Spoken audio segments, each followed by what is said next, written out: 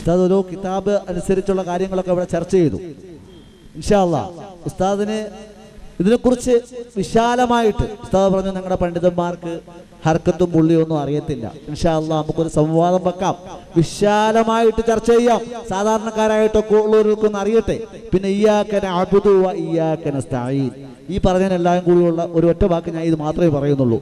ഇൻഷാ അല്ലാഹ് നമുക്ക് എന്താ ഉസ്താദ് തീരുമാനിക്കുന്നത് ഇതിൽ ഇൻഷാ അല്ലാഹ് അതിന്റെ ഔഖാഫുമായിട്ട് അറിഞ്ഞുകൊണ്ട് നമുക്ക് തീരുമാനിക്കാം. ഞാൻ എപ്പോഴും റെഡിയാണ്, ഇപ്പൊ തന്നെ റെഡിയാണെന്നാണ് ഞാൻ പറഞ്ഞത്. നാളേക്ക് നീട്ടി വെക്കാൻ എനിക്കായിരുന്നു ഒഴിവില്ല. എനിക്ക് ഇതൊക്കെ നാളെ തിരക്കിട്ട പരിപാടികളാണ്. നിങ്ങൾ ഇതിന് വേണ്ടി നിങ്ങൾ ഇങ്ങനെ ഞാൻ ഇപ്പം തന്നെ റെഡിയാണ്. ഞാൻ ഒറ്റക്ക് മതി, വേറെ ആരും വേണ്ട. പിന്നെന്താ, ഇവിടെ കുറേ ഉസ്താദുണ്ട്, ബാക്കി ഉസ്താദുണ്ട്, സിറാജുദ്ദീൻ ഉസ്താദുണ്ട്, ഇവരെല്ലാവരും ഉണ്ട്. ഓരോന്നും പറഞ്ഞു ഞാൻ ഒറ്റക്ക് മതി, നിങ്ങൾ എവിടെ വെച്ചാൽ പിടിച്ചു കൊടുത്തോളി മൗലവിമാരെ, ഞാൻ നാളെ സുബഹി വരെ ഇവിടെ നിൽക്കാം. നാളെ എനിക്ക് വേറെ വടകര അടുത്തൊരു പരിപാടി ഉണ്ട്, അതുകൊണ്ട് എനിക്ക് രാത്രി അങ്ങോട്ട് എത്തണം. അതുവരെ ഞാൻ ഇവിടെ ഇരിക്കാം. നിങ്ങൾ ആരെച്ചാൽ കൊടുത്തോളി, നിങ്ങൾ കൊടുക്കുന്ന മൗലവിമാരൊക്കെ പാടെ അത്രേ ഉള്ളൂ, എന്തിനാ പേര് അപ്പുറം. അപ്പം അതുകൊണ്ട് ആ ജാതി ഒന്നും പറഞ്ഞ് ഇവിടെ ഞെട്ടിച്ചണ്ടാന്ന് ഞാൻ നേരത്തെ പറഞ്ഞു. അതൊക്കെ നമ്മളിത് പഠിച്ചിട്ടാ പറയണത്, വെറുതെ പറയല്ല. ഈ കാണുന്ന കിതാബുകൾ ഞാൻ രേഖ കൊണ്ട് അത് പറയണത് അല്ലേ. നിങ്ങൾ പറഞ്ഞ അർക്കത്തും പുള്ളി അറിയാത്തോലാണ്, അതുകൊണ്ടാണ് ഞാൻ അത് കിതാബിന്റെ കൊണ്ടുവന്നത്. ഞാൻ മനപ്പാടം ഇങ്ങനെ പറഞ്ഞാൽ നിങ്ങൾ ഇതൊക്കെ ഇയാളിങ്ങനെ എന്തൊക്കെ പറയാണ്, അത് വേണ്ട, അതൊക്കെ എനിക്ക് ഇഫുള്ളത് തന്നെയാണ്. എന്തിനപ്പം ഞാൻ ഇല്ലാത്ത പറയണില്ല, എനിക്ക് മനപ്പാടാ. പക്ഷെ ഞാൻ ഈ കിതാബ് കൊണ്ടു കാണിച്ചത് നിന്റെ വകയല്ല, സംശയമുള്ളവരുണ്ടോ നോക്കിക്കോളീന്ന ഒരു മുഖാമുഖത്തിൽ ഞാൻ അത് പറഞ്ഞു. ഞാൻ കിതാബ് ഇങ്ങനെ പറഞ്ഞു. അപ്പോൾ ഒരാൾക്ക് മൗലവി ഇങ്ങനെയൊക്കെ കിതാബിലുണ്ടോ വന്നോളിയോ, മൂപ്പര് കിതാബ് നോക്കിയപ്പോൾ കുറേ ഇങ്ങനെ നോക്കി, മൂപ്പര് പിന്നെയും ഇങ്ങനെ നോക്കി. ഞാൻ പറഞ്ഞു കുറച്ച് വെള്ളം കൊടുക്കി മൂപ്പർക്ക് പറഞ്ഞു. അപ്പോൾ പിന്നെ അങ്ങനെ അങ്ങനെ അങ്ങനെ എന്ന് പറഞ്ഞു. ഇത് എല്ലാവരും ആദ്യം കേൾക്കുകയാണ്. നിങ്ങളെ ഞാൻ കുറ്റപ്പെടുത്തല്ല. മുജാഹിദ് മൗലവിമാർ ഇതൊന്നും കേട്ടിട്ടില്ല. ഓല് മൗലവി ഇയ്യാക നഅ്ബുദു വ ഇയ്യാക നസ്തഈൻ. ഇപ്പൊ അതൊക്കെ പറഞ്ഞ മറുപടി എന്താ? ഇയ്യാക നഅ്ബുദു വ ഇയ്യാക നസ്തഈൻ. ഈ ആയത്ത് ഷാഫി ഇമാമിന് അറിയില്ലേ? നിങ്ങൾ ചിന്തിച്ചു നോക്കി. നമ്മൾ ചിന്തിക്കേണ്ടത് അതല്ലേ. ഈ ആയത്ത് ഇമാം നവവി കണ്ടിട്ടില്ലേ? ഈ ആയത്ത് ഗസാലി ഇമാം കണ്ടിട്ടില്ലേ? ഈ ആയത്ത് ഇമാമുൽ ആദം അബൂ ഹനീഫ തങ്ങൾ കണ്ടിട്ടില്ലേ? ഇമാം മാലിക് കണ്ടിട്ടില്ലേ? ഇമാം റാസി കണ്ടിട്ടില്ലേ? ഹാഫിദ് ഇബ്നു ഹജർ അസ്ഖലാനി കണ്ടിട്ടില്ലേ? ഞാൻ ഇവിടെ 100 ഇനിയും വായിക്ക സമയം പോകും എന്നതുകൊണ്ടാണ് ഞാൻ അതിലേക്ക് കടക്കാത്തത്. നിങ്ങൾ മനസ്സിലാക്കണം. അപ്പൊ അതുകൊണ്ട് ഇതൊക്കെ ഞങ്ങൾക്ക് പൂർവീകർ, പ്രമാണവും പൂർവീകർ. ഈ പ്രമാണം ഖുർആനും സുന്നത്തും മുജാഹിദ് ഇങ്ങനെ കൊട്ടിഘോഷിക്കുന്നുണ്ടല്ലോ. ഞാൻ ചോദിക്കട്ടെ, ഈ ഖുർആൻ നമുക്ക് എത്തിച്ചു തന്നത് ആരാ? ഒരു സുപ്രഭാതത്തിൽ അള്ളാഹു തആല ഇങ്ങനെ പത്രസമ്മേളനം നടത്തിയിട്ട് ഓരോ നാട്ടിലേക്ക് ഓരോ കോപ്പിട്ടതാ? അല്ല, നമുക്ക് ഖുർആൻ എത്തിച്ചു തന്ന ആളുകളാണ് ഈ ആളുകളൊക്കെ. ഈ ഖുർആൻ അത് നമ്മൾ അംഗീകരിക്കുന്നു, മുജാഹിദും അംഗീകരിക്കുന്നു. ഞങ്ങൾ ഖുർആൻ അംഗീകരിക്കുന്നു. എന്നാ ആ ഖുർആൻ നമുക്ക് എത്തിച്ചു തന്ന ആളുകൾ, മഹാത്മാക്കൾ, ആ ഖുർആനിന്റെ ആശയങ്ങളും നമ്മളെ പഠിപ്പിച്ചു തന്നിട്ടുണ്ട്. അതാ ഞങ്ങൾ പറയുന്നത്. ഖുർആന്റെ ലഫ്ളുകൾ മാത്രമല്ല, അതിന്റെ ആശയങ്ങളും നമുക്ക് പഠിപ്പിച്ചു തന്നിട്ടുണ്ട്. ഖുർആന്റെ ലഫ്ളുകൾ നമ്മൾ അംഗീകരിക്കുന്നത് പോലെ അതിന്റെ ആശയങ്ങളും നമ്മൾ അംഗീകരിക്കണം എന്നാണ് നമ്മൾ പറയുന്നത്. അതാണ് ഇവിടെ ഈ കണ്ടത്. ഈ ഖുർആൻ എത്തിച്ചു തന്ന ആളുകളാണ് ഇവരൊക്കെ. ഇവർ നമ്മളോട് പറയുന്നു ഈ ആശയങ്ങൾ ഇത് ദീനാണ്, അതൊക്കെ നമ്മൾ അംഗീകരിക്കണം എന്നാണ് ഞങ്ങൾ പറയുന്നത്. അത് വേണ്ട, ഖുർആന്റെ പദം ഞങ്ങൾ അംഗീകരിക്കും, പിന്നെ ആശയം ഞങ്ങൾ അംഗീകരിക്കും. അത് ഞങ്ങൾ കുറച്ച് ആൾക്കാർ ഇങ്ങനെ പരിഭാഷ വായിച്ചിട്ട് ഞങ്ങൾ തീരുമാനിക്കും ഞങ്ങൾ പറഞ്ഞതെങ്കിൽ അത് ഇവിടെ നടക്കൂലെന്നാണ് ഞങ്ങൾ പറഞ്ഞത്. മുസ്ലിമീങ്ങൾക്ക് ആ ആശയം ഇവിടെ ആവശ്യമില്ല. അത് ദീനല്ല, അത് ഖുർആനല്ല, അത് മതമല്ല എന്നാണ് ഞങ്ങൾ പറയുന്നത്.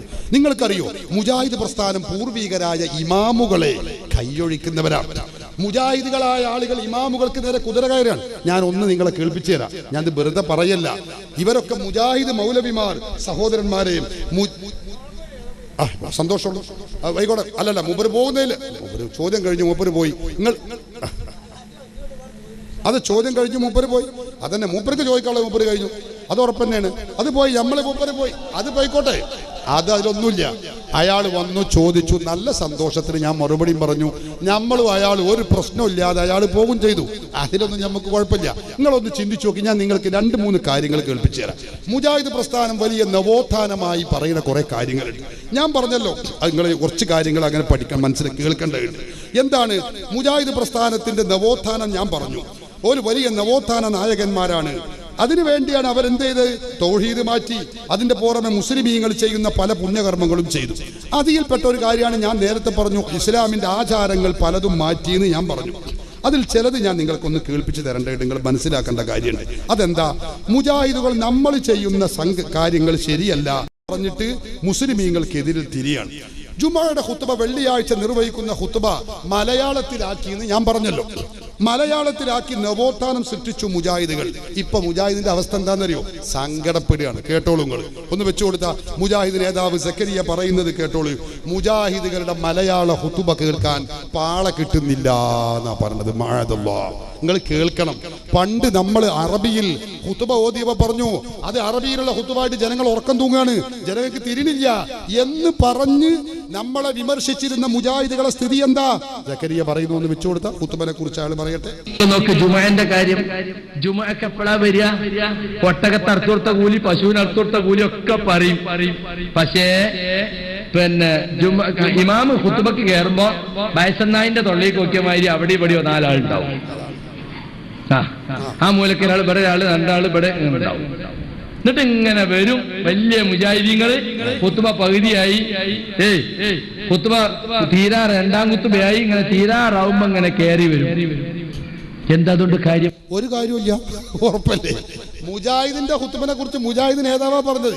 അറബിയിലുള്ള ഹുതുബ കേട്ടിട്ട് ജനങ്ങൾക്ക് ഉറക്കം വരികയാണ് എന്ന് പറഞ്ഞ് മലയാള പ്രഭാഷണം തുടങ്ങിയ ആളുകൾ പോലെ ഹുതുബനെ കുറിച്ച് പറയാ. വയസ്സനായിന്റെ തൊള്ളേക്ക് നോക്കിയ മാതിരി ആ 4 പല്ലിൽ ഉണ്ടാവുള്ളൂ, അവിടെ ഒരാളുകളെ ഉള്ളൂ. ഇനി വന്ന ആളുകളുടെ അവസ്ഥ എന്താ? മൂപ്പരനെ പറഞ്ഞത് ഞാൻ കേൾപ്പിച്ചു തരാം. വന്നോലെന്നെ കൂർക്കം വലിച്ചുറങ്ങുകയാണ്. അത് ആ രൂപം കൂടി മൂപ്പര് കാണിച്ചു തരുന്നുണ്ട്, വെച്ചു കൊടുക്ക്. വന്നാൽ തന്നെ എന്താ സ്ഥിതി? ഇരുന്ന് ഉറങ്ങാനായിട്ട് നീയത്താക്കി വല്ല ഇങ്ങനെ ഇട്ടിരിക്കും. ഇങ്ങനെ പറയാൻ പാടില്ല. പറഞ്ഞ ഓ ഞാൻ ഇവിടുത്തെ വലിയ ആളല്ലേ, മൗലവി കുത്തുബിയിൽ ഉണർത്തി ഭയങ്കര മനസ്സിലായിരിക്കും. എന്റെ മുമ്പിൽ ഉറങ്ങി ഏത് മൗലവിയാലും വേണ്ട ആചാരാലും വേണ്ട ഞാൻ ഉണർത്തും. അത് ഖുത്ബനെ അവഹേളിക്കലല്ലേ? അത് മിമ്പർമ കയറിയവൻ ആരാകട്ടെ ജുമഅക്ക് നേരത്തെ വരൂല്ല, വന്നാ ഉറങ്ങും ചെയ്യാ. എന്താ പിന്നെ അവസ്ഥ? നമ്മൾ ആളുകൾ വെള്ളിയാഴ്ച ഇരുന്ന് ഉറങ്ങണ ചിലപ്പോൾ എടുത്തോണ്ട് അവന്ന് കൊണ്ടുപോയിട്ടുണ്ട്, എന്നാലേ പിന്നെ മാറ്റുള്ളൂ. അങ്ങനത്തെ ചില മനുഷ്യന്മാരുണ്ടാവും. അപ്പൊ മുജാഹിദിന്റെ മൗലവിമാരുടെ ഹുതുബ കേൾക്കുമ്പോൾ ജനങ്ങൾക്ക് ഉറക്കം വരിക, കൂർക്കം വലിച്ചുറങ്ങുക. ഉറക്കത്തിൽ നിന്ന് ഉണരണമെങ്കിൽ ഹൗദ് കൊണ്ടുപോയിടേണ്ടിയിരുന്നു പറഞ്ഞു. അപ്പൊ എന്താ ഉറക്കം? തലയിണ കൊണ്ടുവരുന്നുണ്ടോ എന്ന് ഇനിയിപ്പോ സംശയമുള്ളൂ. മുജാഹിദ് മൗലവി ഹുതുബ അനുഭവിച്ച് പറയാണിത്, നമ്മൾ ചിന്തിക്കണം.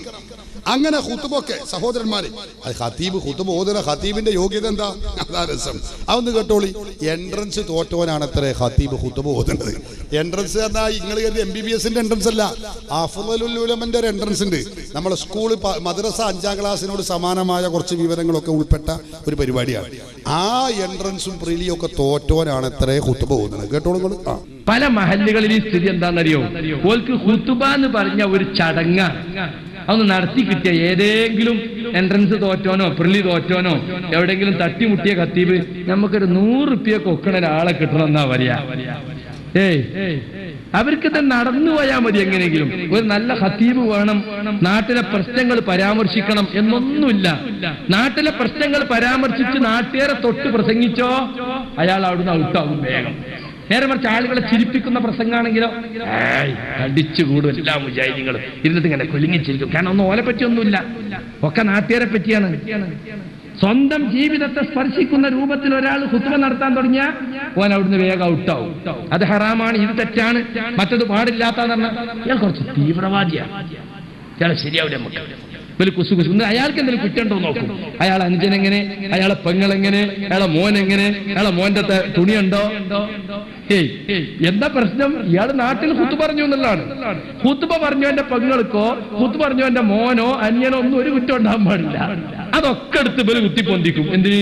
ഇവിടെ ഖുത്ബ പറഞ്ഞിന് വേറൊരു ആരാപ്പത്? മുജാഹിദീങ്ങളെ കാര്യം പറയണത്. ഓല കാര്യം തന്നെ ഇപ്പൊ നമ്മളും പറഞ്ഞത് മുജാഹിദിന്റെ കാര്യമാണിത്. അത്ര മോശം.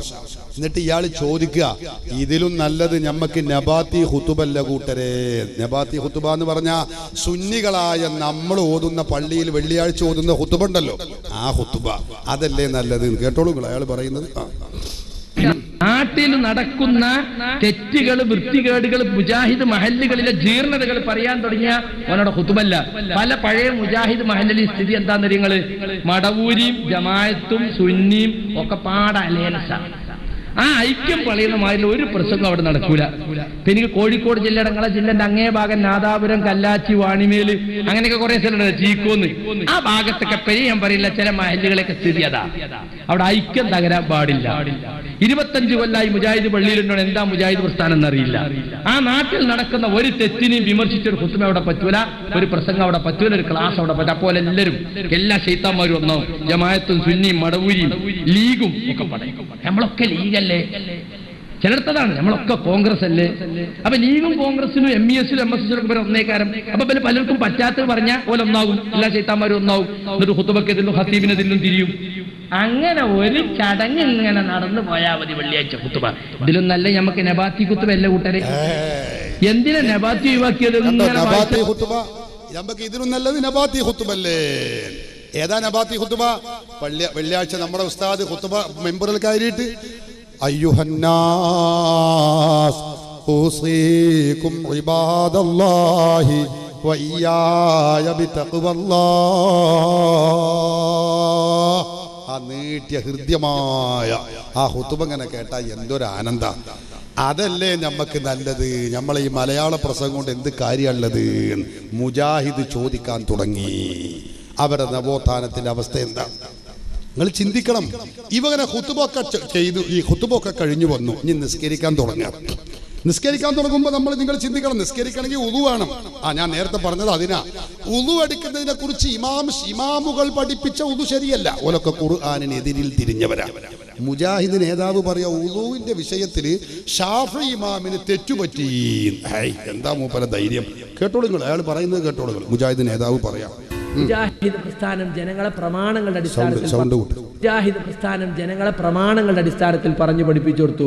പെണ്ണിനെ തൊട്ടാ ഒതുമുറിയാന്നുള്ള പ്രശ്നം തന്നെയില്ല. എന്ന ആയത്ത് ഇമാം ഷാഫി മനസ്സിലാക്കിയത് തെറ്റാണ്. എന്താ ഓൻ ആരാ? ഷാഫി ഇമാം റളിയല്ലാഹു അൻഹു പറഞ്ഞു തെറ്റാണ് എന്ന് പറയാൻ ആർജവം കാണിച്ച ഈ പുൽക്കൊടി. നേരത്തെ ഞാൻ പറഞ്ഞത് പുൽക്കൊടി എന്ന് പറഞ്ഞാൽ യഥാർത്ഥ പുൽക്കൊടികൾ പ്രതിഷേധിക്കും. അതാ ഷാഫി ഇമാം തെറ്റാണ്. ആരാ പറയുന്നത്? ഇതാണ് ഇവരുടെ അഹങ്കാരം. അഹങ്കാരത്തിന് കയ്യും കാലും വെച്ചാ ആ നോക്കിയാ കാണുന്ന ആളെ പോലെ ഉണ്ടാവും. അതാണ് സഹോദരന്മാരെ. എന്നിട്ടോ ഷാഫി ഇമാം റളിയല്ലാഹു അൻഹു പഠിപ്പിച്ച ഉളു ഒക്കെ തെറ്റാണ്. എന്നിട്ടോ മുജാഹിദുകൾ കുറച്ച് ഉളുവാണ് പഠിപ്പിച്ചു. എന്നിട്ട് ഇപ്പത്തെ അവസ്ഥ എന്താ? ഞാൻ പറഞ്ഞില്ല, മുജാഹിദ് തന്നെ പറയുന്നു. മുജാഹിദിന്റെ അനുയായികൾക്ക് പണ്ട് മുതലേ പോലെ ഷാഫി ഇമാമിനെ തള്ളി, അനുയായികൾക്ക് മൗലവിമാർ ഉളു പഠിപ്പിച്ചു. അപ്പൊ അതിനെ കുറിച്ച് നേതാവ് പറയാ ഒറ്റ ഒന്നിനും ഉളു ഉണ്ടാക്കാൻ അറിയില്ല. കേട്ടോളൂ, അയാളെന്നെ പറയുന്നത് ഞാൻ കേൾപ്പിച്ചു. ഒന്നുണ്ടാക്കണ കോലം തന്നെ ഇപ്പൊ എന്താ? ഒന്നുണ്ടാക്കി വന്നാൽ പല സ്ഥലത്തും നനഞ്ഞിട്ട് തന്നെ ഉണ്ടാവില്ല. കൗതിലിങ്ങനെ ഇവിടെ ഒന്നും നനഞ്ഞുണ്ടാവില്ല. ഇനി 3 വട്ടം നിറഞ്ഞുണ്ടോ പൈപ്പിന്റെ ഓട്ടില് ഭർത്താൻ എങ്ങനെ പറയണ്ടാവും? ഇതിപ്പോ എത്ര വട്ടാ? ഇതിപ്പോ എത്ര വട്ടാ? ഇത് 3 വട്ടായ. അങ്ങനെയെങ്കിലും കേൾക്കണം എന്ന് പറഞ്ഞാ റസൂലിന് കാലികളെങ്ങനെ ഒന്നായിട്ട് വെള്ളം മണ്ണ് ചവിട്ടിക്കൊണ്ടായി കഴിഞ്ഞ് വലത്തേ കാല് ചെയ്യുക, ഇടത്തേ കാല് ചെയ്യുക, ഇടത് കൈ കൊണ്ട് പിടിച്ച് ഇതൊന്നുമില്ല. ഒളുവിന്റെ കാര്യമൊക്കെ വളരെ അബദ്ധമാണ്. അതൊക്കെ പറയുകയാണെങ്കിൽ എനിക്ക് അതെന്നെ പറയാം, ഒരു ദിവസം വേറെ വേണ്ടി വരും. ഒരു ദിവസം മാത്രം ഉളുവിനെ പറ്റി പറയാണ്ടിരുന്നു. അപ്പൊ മുജാഹിദിന് ഒരു ചുക്കും അറിയില്ല ഉളുവിനെ പറ്റി. എവിടെ എത്തി? അങ്ങനെ പകുതി നനഞ്ഞിട്ടും നനയാതൊക്കെ ഉളുണ്ടാക്കി നിസ്കരിക്കാൻ വരിക. നിസ്കരിക്കാൻ വന്നിട്ടുള്ള അവസ്ഥ എന്താ? അതാ വലിയ രസം. മൂത്രം കുടിച്ച മാതിരി മേലോട്ട് നോക്കിയിട്ട് അത്ര നിസ്കരിക്കണം. ഞാൻ പറയല്ല, അയാളെന്നെ പറയുന്നത് കേട്ടോളൂ. ഇനി നിസ്കരിക്കാനാണ് നിന്നാലോ? 35 കൊല്ലായി ഞാൻ ഈ പള്ളി നിസ്കരിക്കുന്ന നിൽക്കാരൻ നോക്കണം. നിങ്ങള് ഇങ്ങനെയൊക്കെ വേപ്പിട്ട് നോക്കിയിട്ട് മൂത്രം കുടിച്ചാൽ ഇങ്ങനെയൊക്കെ അങ്ങനെ നിസ്കരിക്കാൻ നിൽക്കണ്ടേ? അള്ളാഹുവിന്റെ റസൂല് തല കുനിച്ചിട്ടാ നിക്ക. ശരിക്ക് ലെവലായി നിന്നിട്ട് തട്ടല് നിവർത്തി തല അല്പം കുനിച്ച് സുജൂദിന്റെ ഭാഗത്തേക്ക് നോക്കണം.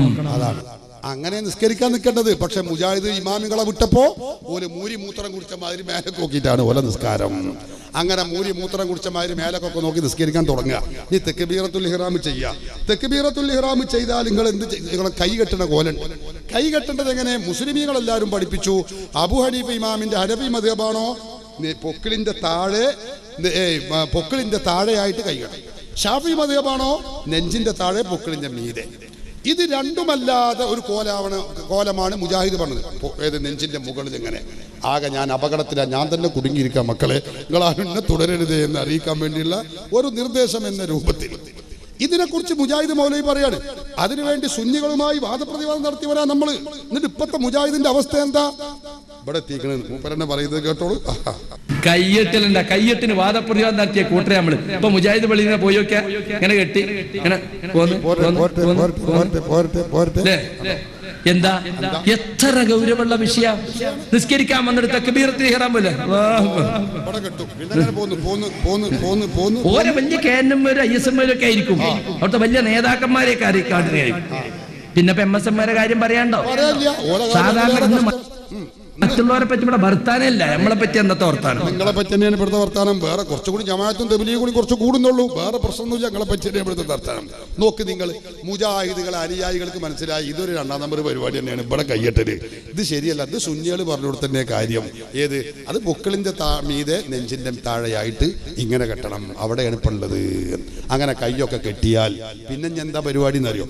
നായ ഓരിയിടുന്നത് പോലെ ഒരു നൃത്തത്തിൽ 3 വട്ടം നായ ഓരിടുന്നത് പോലെ മുജാഹിദുകൾ ഓരിയിടുന്ന മൂപ്പരുടെ പറയാണ്. മുജാഹിദുകളെ നിസ്കാരം ഓല പള്ളിയിൽ നടക്കുന്നത് ഞമ്മക്കറിയില്ലല്ലോ. അവരല്ലേ പറയേണ്ടത്. അവര് പറഞ്ഞതൊന്ന് കേട്ടോളൂ. ഓല നവോത്ഥാനത്തിന്റെ കോലാപ്പത്. നമ്മളെ ആളുകള് അതുവരെ ഒരു കോട്ട നിസ്കരിക്കാൻ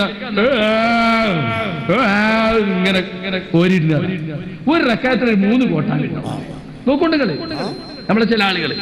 അപ്പൊ എത്ര ഗൗരവമുള്ള വിഷയം. അത് ശൈത്താനാണ്.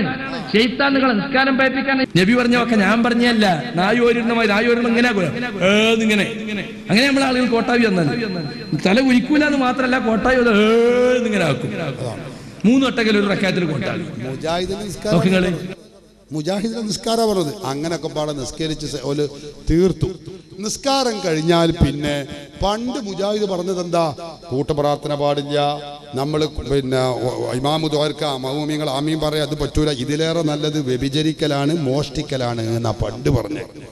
മുജാഹിദ് ബാലുശ്ശേരി പണ്ട് പറഞ്ഞൊന്ന് വെച്ചു കൊടുത്ത അന്ന് കേട്ടോളൂ നിങ്ങൾ ആദ്യം. എന്നിട്ട് ഒരു തിന്മ ഒരാൾ വ്യഭിചരിക്കുന്നതിനേക്കാൾ, ഒരാൾ മദ്യപിക്കുന്നതിനേക്കാൾ, ഒരാൾ പലിശ കൊടുക്കുന്നതിനേക്കാൾ, ഒരാള് ഈ നിലക്ക് അധർമ്മം പ്രവർത്തിക്കുന്നതിനേക്കാൾ, അളവിലും ദുഃഖത്തിലും കൃത്രിമം പ്രവർത്തിക്കുന്നതിനേക്കാൾ പിശാചിന് ഏറ്റവും ഇഷ്ടം നമസ്കാരത്തിന് ശേഷമുള്ള കൂട്ടപ്രാർത്ഥനയാകുന്ന ബിദ്അത്ത്, സുബഹിക്ക് ശേഷമുള്ള കുനൂത്താകുന്ന ബിദ്അത്ത്. സുബഹിക്ക് ശേഷമുള്ള കുനൂത്ത് അപ്പൊ എവിടെ ഓതരുത് പോലും ഈ സാധുവിന് അറിയില്ല. ആഫീസിൽ നിന്ന് ഇങ്ങനെ എഴുതി കൊടുത്തു. അത് ഇവിടെ കൊടുത്ത് ഇങ്ങനെ ഛർദ്ദിക്കാന്നല്ലാതെ സുബഹിക്ക് ശേഷം കുനൂത്ത് ഒന്നുകൂടി ഒരു ബാഗ് ഇട്ടുകൊടുത്താ. ഞാൻ തമാശ പറയല്ല, നിങ്ങൾ ചിന്തിക്കണം ഇതൊക്കെ. ശേഷമുള്ള കുനൂത്താകുന്ന ബിദ്അത്ത് ഒരാൾ വ്യഭിചരിക്കുന്നതിനേക്കാൾ വലിയ തിന്മ. സുബ്ഹാനല്ലാഹ്, അൽഹംദുലില്ലാഹ്. എന്താ നമ്മൾ കേൾക്കണേ? ഒരാൾ കുനൂത്ത് ഓതുകയാണെങ്കിൽ അതുപോലെ സുബ്ഹിക്ക് പിന്നെ ജമാഅത്തിന്റെ ശേഷം നിസ്കാര ശേഷം കൂട്ടപ്രാർത്ഥന നടത്തുകയാണെങ്കിൽ അതിലേറെ നല്ലത് എന്താ? വ്യഭിചരിക്കലാണ്, മോഷ്ടിക്കലാണ്. മഅദല്ലാഹ്. പണ്ട് മുജാഹിദ് പഠിപ്പിച്ചത് അങ്ങനെ. അതുകൊണ്ട് നിൽക്കാറും ഒറ്റ കുട്ടിയില്ലാതെ റബ്ബർ ബന്ധം എറിഞ്ഞ മാതിരി പോകരുത്. ഇപ്പോഴോ ഇപ്പൊ മുജാഹിദ് സങ്കടപ്പെട്ടുകൊണ്ട് മൂപ്പര് ചോദിക്കുക, മുജാഹിദ് നേതാവ് ചോദിക്കുക, നമ്മൾ ആൾക്കാർക്ക് നിസ്കാരം കഴിഞ്ഞാൽ ഒറ്റ ഒന്നിനവിടെ ഇത് ദിക്റും സലാത്തും ദിക്റും തസ്ബീഹും ചെല്ലാൻ ഒഴിവില്ല, ലോകോയി മുട്ടട്ട മാതിരി ഓടുകയാണ്. കേട്ടോളൂ, അയാൾ പറയട്ടെ. അതുപോലെ നിസ്കാര ശേഷമുള്ള പ്രാർത്ഥനകള് കൂട്ട പ്രാർത്ഥന വേണ്ടാന്ന് നമ്മൾ പറഞ്ഞു. നിസ്കാര ശേഷമുള്ള പ്രാർത്ഥന നിർബന്ധമുള്ള പ്രാർത്ഥന എന്നല്ല. ഒരാൾക്ക് ഇപ്പൊ പെട്ടെന്ന് ഫോൺ ചെന്നിട്ട് വേണ്ടി വരും, പീടികയിലെ മറ്റോ നിസ്കരിക്കാൻ പോരാൻ, അല്ലെങ്കിൽ പെട്ടെന്ന് ബസ് വരാണ്ട്, അങ്ങനത്തെ സന്ദർഭത്തിലേക്ക് നമുക്ക് എണീറ്റ് പോകാം. പക്ഷെ സ്ഥിരമായിട്ട് ലഗോം പോയി മുട്ടട്ട മാതിരി അസ്സലാമലൈക്കും അസ്സലാമലൈക്കും ഒറ്റ പോക്കാം. ഒരു ദിക്റുമില്ല, സലാത്തുമില്ല. നമ്മൾ മദ്രസയിൽ പഠിപ്പിക്കണ്ടോ എത്രയാണ്? ഒരു ദിക്റുമില്ല, സലാത്തുമില്ല, ഒറ്റ ലഗോം പോയി മുട്ടട്ട മാതിരി പോവാണ്. കൂട്ടിപ്പിടിച്ച് കരയാണ് ഇപ്പൊ മുജാഹിദ്. അന്ന് നമ്മുടെ ഉലമാക്കൾ പറഞ്ഞത് സുന്നത്താണ്, ഇത് നിങ്ങൾ ചെയ്യാതെ പോകരുതേ എന്ന് പറഞ്ഞപ്പോ ഞങ്ങൾ നവോത്ഥാനത്തിന്റെ ആളുകളാണ്, ഞങ്ങൾ നിങ്ങൾ ഈ പറഞ്ഞതിനൊന്നും ഇരിക്കൂല പോലോ. ഇപ്പൊ അവർ കൂട്ടിപ്പിടിച്ച് കരയാ. ഇവരുടെ നിസ്കാരം എന്തിനാ? ഈ മൂപ്പരനെ പറഞ്ഞു, മുജാഹിദുകളെ നിസ്കാരങ്ങാനും അള്ളാഹുവിന്റെ റസൂല് കണ്ട 25 വട്ടം മടക്കി നിൽക്കേൽപ്പിക്കുന്ന പറഞ്ഞത്. കേട്ടോളൂ, ഞാൻ പറയല്ല, നമ്മൾ പണ്ടേ പറഞ്ഞിട്ടുണ്ട്. ഇപ്പൊ മുജാഹിദ് തന്നെ അത് പറയാം. കേട്ടോളൂ, ഒന്ന് വെച്ചോളൂ. ഇന്ന് നമ്മളെ പലയാളി നിസ്കാരം അള്ളാന്റെ റസൂല് കണ്ട 25 വട്ടം മടക്കി. അതാണ് ആദ്യം നമ്മൾ നിസ്കാരം പഠിക്കുന്നുണ്ടോ? ഇല്ല. പഠിക്കണ പരിപാടി തന്നെ. പണ്ട് പഠിച്ച എന്തൊക്കെ ജഹാലത്തുണ്ടോ അതൊന്നോട്ട് മറക്കൂല, പുതിയതൊന്നോട്ട് പഠിക്കൂല. മാർക്ക് 2 വർത്താനാണ് പറഞ്ഞത്. ശരിയാണ്, പണ്ട് പഠിച്ച ജഹാലത്തല്ലാതെ പുതിയതൊന്നോട്ട് പഠിക്കൂല. അതുകൊണ്ടാണല്ലോ ഇപ്പൊ ആദ്യം പറഞ്ഞത്, നമ്മൾ ഓച്ചിറ ഉപ്പാപ്പ തന്നെ ആള് ഇസ്ലാമെന്ന് പുറത്തു പോയ കാഫറാണ്. എത്ര ലാഘവത്തിലാ കാഫറായി പ്രഖ്യാപിച്ചത്. അയാൾ മുസ്ലിം അല്ല എന്ന് പറഞ്ഞ് പ്രഖ്യാപിച്ച് ഫത്വ ഇറക്കി പോവാണ്. ഡോക്ടർ ഇവിടെ നേരിട്ട് അനുഭവിച്ച ബഹുമാനപ്പെട്ട ഡോക്ടർ അല്ലമീൻ, ഡോക്ടർ ഇവിടെ ഉണ്ടായത് കൊണ്ടല്ല, അത് അനുഭവ സാക്ഷ്യം നമുക്ക് പറയാൻ കഴിഞ്ഞത്. നിങ്ങൾ ചിന്തിച്ചു നോക്ക്. അള്ളാഹു അദ്ദേഹത്തിന് ആഫിയത്തുള്ള ദീർഘായുസ് നൽകട്ടെ. അള്ളാഹു അദ്ദേഹത്തിന്റെ ഏർപ്പാടിലും ജോലിയിലും ഒക്കെ ഹോസ്പിറ്റലിലും ചികിത്സയിലും വലിയ ബറക്കത്ത് അള്ളാഹു പ്രദാനം ചെയ്യട്ടെ. പച്ച നുണ പറഞ്ഞുകൊണ്ട് പോവുക, ഇതാണ് മുജാഹിദ് പ്രസ്ഥാനത്തിന്റെ സ്വഭാവം. നുണ പറയാൻ യാതൊരു ലജ്ജയില്ല. ആളെ കാഫിറാക്കുക എന്നൊക്കെ പറഞ്ഞാൽ ഇസ്ലാമിന്റെ നിയമം എന്താണെന്നറിയോ നിങ്ങൾ? 99% ഒരാൾ കാഫിറാന്ന് പറയാനുള്ള സാധ്യതകളും ചേരുവകളും ഒക്കെ ഉണ്ട്. പക്ഷെ 1% അതിനെതിരിൽ അങ്ങനെ അല്ലാത്തൊരു സാധ്യതയും കൂടി ഉണ്ടെങ്കിൽ അയാൾ കാഫിറാന്ന് പറയരുത് എന്നാ ഇസ്ലാമിന്റെ സമീപനം. അത് ഞാൻ ഉപ്പാപ്പാനെ പറ്റി പറയല്ല, പൊതുവിൽ ഇസ്ലാമിന്റെ സമീപനം അങ്ങനെ. എന്നിട്ട് കൂടി മുജാഹിദുകൾ കാണുമ്പോഴേക്കും ഒരാളെ ഇസ്ലാമിൽ നിന്ന് പുറത്താക്കാനുള്ള പരിഹാരം എന്താണെന്നാണ് ഇവര് ചിന്തിക്കുന്നത്. നമ്മളെല്ലാവരും കാഫിർ മുശ്രിക്ക്, അതിൽ കുറഞ്ഞ പരിപാടിയില്ല. അതാണ് ഇവിടെയും മുജാഹിദുകൾ ഈ പറഞ്ഞത്. അപ്പൊ അവരുടെ നവോത്ഥാനം എന്നൊക്കെ പറഞ്ഞാൽ പലതും പറയാണ്ട് അവയിലേക്ക് കടക്കാൻ സമയമില്ല. സ്ത്രീകളുടെ ജുമുഅ ജമാഅത്ത് ഞാൻ പറഞ്ഞില്ലേ, അന്ന് മുസ്ലിം പണ്ഡിതന്മാർ പറഞ്ഞു സ്ത്രീകൾ രംഗത്ത് വന്നാൽ അതുകൊണ്ടുള്ള പുറപ്പാട്, അതുകൊണ്ടുള്ള ഫസാദ് അത് വളരെ ഉറപ്പുള്ളതാണ്. അതുകൊണ്ട് സ്ത്രീകൾ പള്ളിയിലേക്ക് പുറപ്പെട്ടു പോകാൻ പാടില്ല എന്നതാണ് ശരിയായ അഭിപ്രായം എന്ന് നമ്മുടെ ഉലമാക്കൾ പറഞ്ഞു. മുജാഹിദ് പറഞ്ഞു അതൊന്നും ഞങ്ങളോട് പറയണ്ട, ഞങ്ങൾ നവോത്ഥാനത്തിന്റെ ആളുകളാണ്, ഞങ്ങൾക്ക് പുരുഷന്മാർ മാത്രം പോരാ സ്ത്രീകളും കൂടി ഉണ്ടെങ്കിലേ ഞങ്ങൾക്ക് ഉഷാറാവുള്ളൂ എന്ന് പറഞ്ഞ് അവർ പെണ്ണുങ്ങളെ പള്ളിയിലേക്ക് കൊണ്ടുപോയി. ഇപ്പൊ എന്താ ചെയ്യണത്? ഇപ്പൊ അതിന്റെ പേരിൽ സങ്കടപ്പെടുകയാണ്. മുജാഹിദ് മൗലവി പറഞ്ഞത് കേട്ടോളൂ, നമ്മളെ മുസ്ലിം സ്ത്രീകൾക്ക് തീരെ, അയാളെന്നെ പറയട്ടെ, തീരെ ലജ്ജയില്ല എന്നാ പറഞ്ഞു. വെച്ചുകൊടുക്കും നമ്മുടെ വസ്ത്രധാരണ രീതി. മുജാഹിദുകൾ എല്ലാ രംഗത്തും മറ്റുള്ളവർക്ക് മാതൃകയാകണമെന്ന് പറഞ്ഞല്ലോ. എന്താ നമ്മളെ വേഷവിധാനത്തിന്റെ കഥ? നമ്മളെ വീട്ടിൽ നിന്ന് ഇറങ്ങിപ്പോകുന്ന പെൺകുട്ടികൾ, പ്രായപൂർത്തിയെത്തിയ പെൺകുട്ടികൾ പർദ്ദയിടാൻ മടിക്കുന്നു. എന്താ? പർദ്ദട്ട പ്രായം തോന്നിക്കൊള്ളൂ, ചുരിദാറിട്ട പ്രായം കുറവ് തോന്നിക്കും. അതുകൊണ്ട് 35-40 വയസ്സുള്ള തള്ളച്ചി പെണ്ണുങ്ങൾ എന്ത് ചെയ്യാണ്? ചൂരിയും താറൂടുകയാണ്. എന്നിട്ട് സൈഡ് ഓപ്പൻ, ഇവിടുന്ന് ഇങ്ങോട്ട് വയറിന്റെ കക്ഷം മുതൽ വയറിന്റെ ഇതുവരെ ഇങ്ങോട്ട് ടൈറ്റ് ആക്കിയിട്ട് ഇവിടുന്ന് അങ്ങോട്ട് ഓപ്പൻ. എന്നിട്ട് ആ കാല് മുഴുവൻ കനം കുറഞ്ഞ പാന്റും അതിന്റെ എല്ലാ ഭാഗങ്ങളും കൃത്യമായി എല്ലാവർക്കും കാണാം. കണ്ട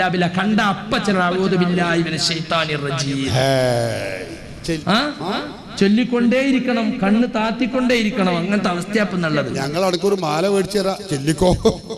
അന്ന് നമ്മളെ ഉലമാക്കൾ പറഞ്ഞതാ ഇത് പാടില്ല, സ്ത്രീകളെ നിങ്ങൾ പൊതുരംഗത്തേക്ക് ഇറക്കരുത്, ഹറാമാണ്. അന്ന് മുജാഹിദ് പറഞ്ഞു ഞങ്ങളോട് പറയണ്ട, ഞങ്ങൾ നവോത്ഥാനത്തിന്റെ ആളുകളാണ് എന്ന് പറഞ്ഞ് പെണ്ണിന്റെ കയ്യും പിടിച്ച് ഭരിച്ചു കൊണ്ടുപോയ കൂട്ടര് ഇപ്പൊ പറയാ നമ്മൾ ചെല്ലിക്കൊണ്ടേ ഇരിക്കണം, കണ്ണ് താഴ്ത്തിക്കൊണ്ടേ ഇരിക്കണം. ഇതിനൊക്കെ അറിയോ സ്ത്രീകൾ പള്ളിയിലേക്ക് പോകുന്നത് എങ്ങനെ?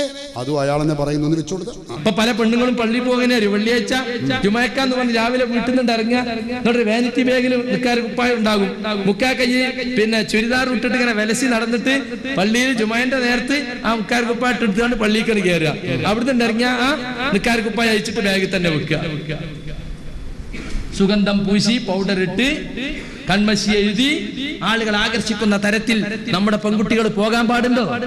വീട്ടിൽ നിന്ന് ഇറങ്ങാൻ പാടുണ്ടോ? ഭയങ്കര തെറ്റല്ലേ അത്? അത് നിയന്ത്രിക്കാൻ ആരാ സുഹൃത്തുക്കളെ? നമ്മളല്ലേ നിയന്ത്രിക്കേണ്ടത്? എല്ലാ പെൺകുട്ടികളെ കയ്യിലും മൊബൈലാ, എല്ലാ ഓട്ടോറിക്ഷക്കാരെ നമ്പർ പോലെയൊക്കെ ഉണ്ടാവും. ആരോടാ അത് പറയാ? ആരോടാ നമ്മൾ സങ്കടം പറയാ? ആപ്പീസിലേക്ക് കാഹളം വെച്ച് സങ്കടം പറയാ, വേറെ ഒരു പരിഹാരവും ഇല്ല. അന്ന് നമ്മുടെ ഉലമാക്കൾ പറഞ്ഞതാ ഇത് തെറ്റാണ്. സഹോദരന്മാരെ, മുജാഹിദ് പ്രസ്ഥാനം കേരളത്തിൽ വന്ന് നടത്തിയ നവോത്ഥാനത്തിന്റെ ചെറിയ ചിത്രങ്ങളാണിത്. പറയുകയാണെങ്കിൽ ഒരുപാട് പറയാനുണ്ട്.